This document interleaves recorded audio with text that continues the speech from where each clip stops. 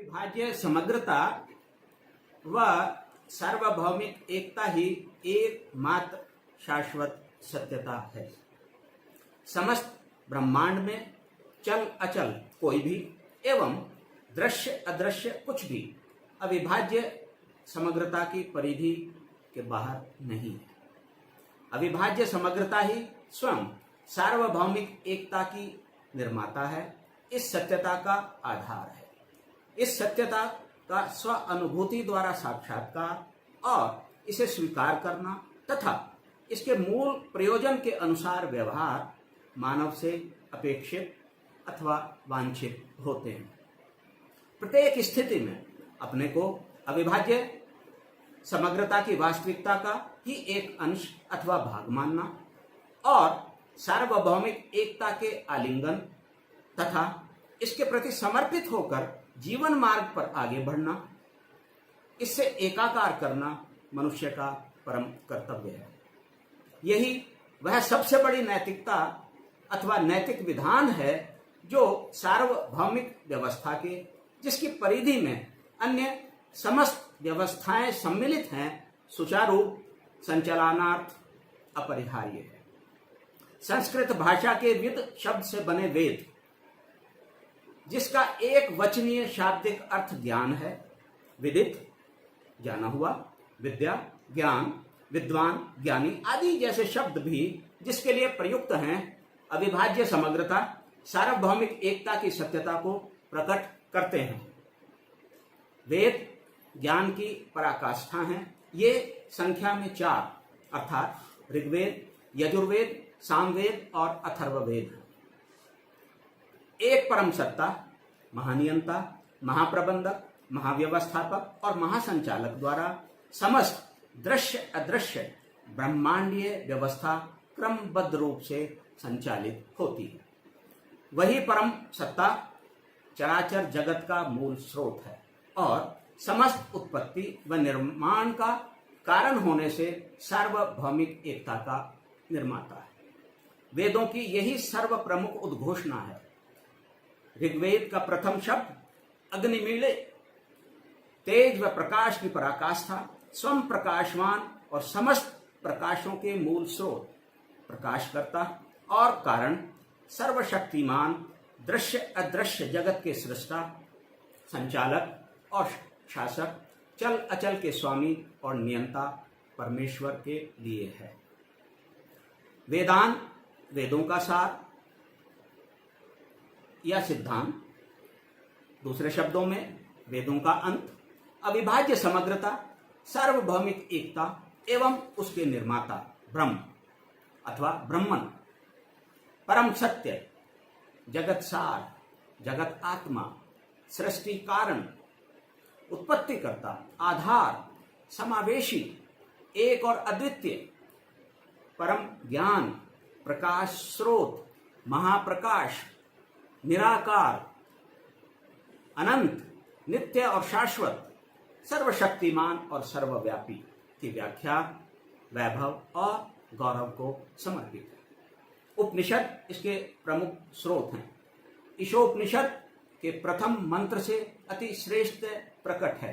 ओम पूर्णमदः पूर्णमिदं पूर्णात् पूर्णमुदच्यते पूर्णस्य पूर्णमादाय पूर्णमेवावशिष्यते, अर्थात वह सच्चिदानंद घन परब्रह्म पुरुषोत्तम परमात्मा सभी प्रकार से सदा एवं सर्वदा परिपूर्ण है।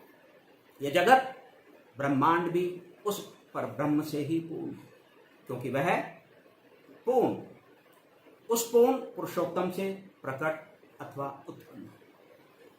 परब्रह्म की पूर्णता से जगत पूर्ण होने पर भी वह परब्रह्म परिपूर्ण है। उस पूर्ण में से पूर्ण को निकाल देने पर भी वह पूर्ण ही शेष रहता है। वेदांत अंततः ज्ञान योग से व्यक्ति को वैदिक मार्ग द्वारा ज्ञान की उच्चतम अवस्था प्राप्ति की दिशा में उत्प्रेरित करते हुए परम सत्य, अविभाज्य समग्रता, सार्वभौमिक एकता की वास्तविकता को समझने एवं उससे संपूर्ण परिचय करने का आह्वान करता है। अद्वैत वेदांत वेदांत की 3 प्रमुख अथवा सर्वाधिक प्रसिद्ध शाखाओं में से एक है।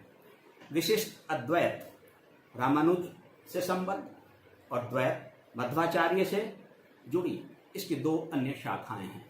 आदिशंकर अद्वैत वेदांत के सर्व प्रमुख आचार्य होने के साथ ही एक ऐसे महानतम दार्शनिक एवं धर्म प्रवर्तक थे जिन्होंने अपने ज्ञान और सिद्धांत के माध्यम से भारत के साथ ही विश्व भर के आध्यात्मिक धार्मिक दर्शनों को प्रभावित किया, उन पर गहरी छाप छोड़ी। आदि शंकराचार्य ने आत्मा और परमात्मा की एक रूपता पर आधारित गौड़पाद आचार्य 6ठी शताब्दी ईस्वी, जो स्वयं उनके गुरु गोविंद भगवत्पाद 7वीं शताब्दी ईस्वी के भी गुरु थे और मांडुक्य कारिका के रचयिता होने के साथ ही ब्रह्म को सर्वोच्च एवं जीव व ब्रह्मांड को उससे अभिन्न स्वीकार करता अद्वैत वेदांत के प्रधान उद्घोषक भी के सिद्धांत को ठोस स्वरूप प्रदान करते हुए इसे अति प्रभावशाली बनाया। गौड़पाद आचार्य ने मनोदृश्यमिदं द्वैतम द्वैतम परमार्थ है मनसो हमनि भावे द्वैतम नेवोपलभ्यते, अर्थात यह जितना द्वैत है सब मन का ही दृश्य है।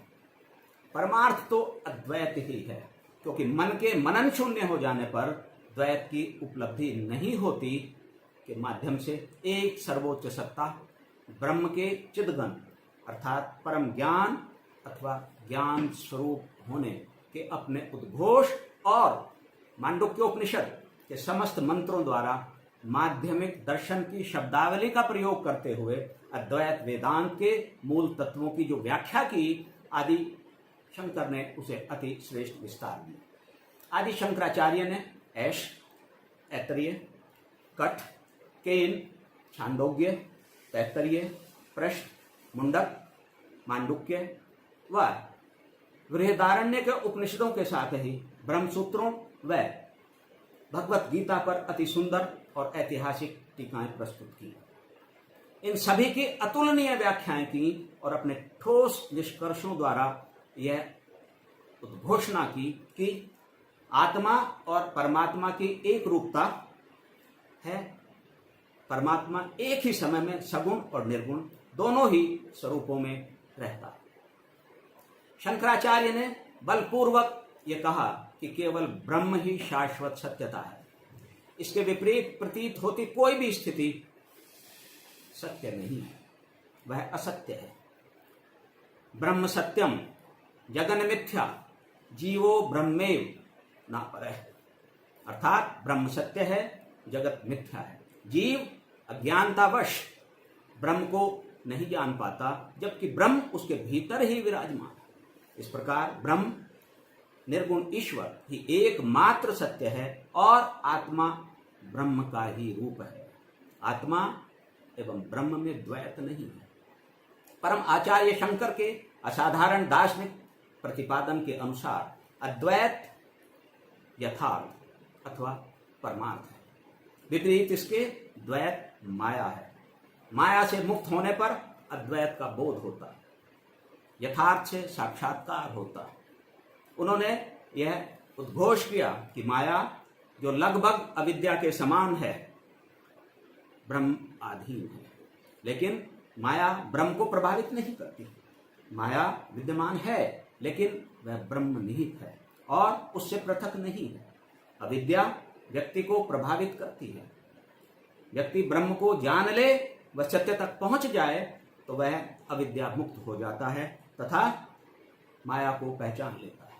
इस स्थिति में अर्थात अविद्या से मुक्त होकर माया को पहचान लेने के बाद वह ब्रह्ममय हो जाता है। वह अहम ब्रह्मास्मि, मैं ब्रह्म हूं की वास्तविकता को जान लेता है। आचार्य शिरोमणि आदि शंकर ने अद्वैत अथवा एकत्व विचार को असाधारण व अद्वितीय रूप में प्रस्तुत किया। समस्त चल अचल एवं दृश्य अदृश्य के एक स्रोत निर्गत होने और सर्व एकता की पुष्टि की। यह सर्व एकता विशुद्धता, सर्व समानता, सर्व सौहार्द और सर्व कल्याण को समर्पित है। यह समस्त संशयों से बाहर निकलकर एक ही मूल से सबकी उत्पत्ति और अंततः उसी से एक रूप हो जाने की स्थिति को प्रकट करता है। सत्कर्मों द्वारा सर्व कल्याण के लिए प्रतिबद्ध होकर सत्यमय होने का आह्वान करता है।